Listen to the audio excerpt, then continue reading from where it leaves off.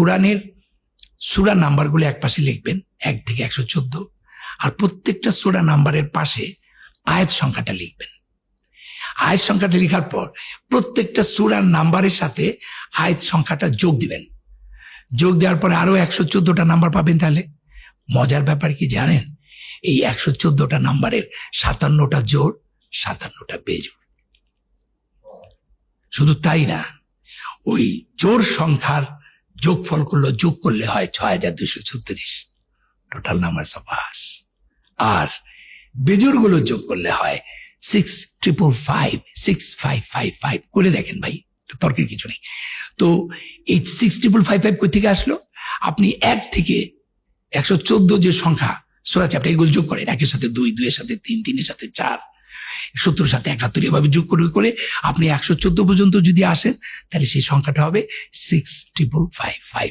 তাহলে জোড়াটা হচ্ছে 6236 আর বেজোড়টা হচ্ছে 6555। শুধু তাই না, আপনারা অনেক রিসার্চাররা বলবেন, আরে রাখেন ভাই, এটা নবী হিসাব করে থেকেছে। আল্লাহ কয়, তুই কত বড় ম্যাথমেটিশিয়ান, তুই আমার বলবি?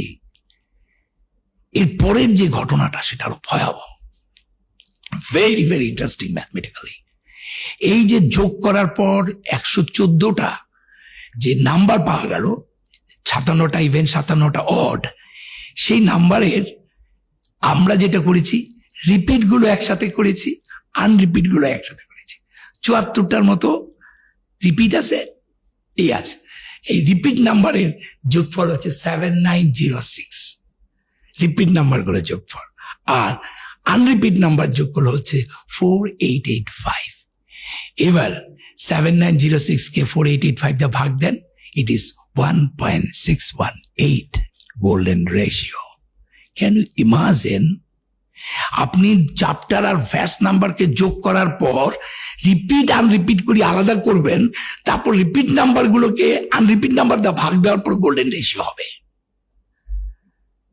আমি 15 দিন নিজে মাতবুরি করে এই বানাইতে চাইছিলাম, আমি 15 ডেজের দিন অসুস্থ হয়ে গেছি।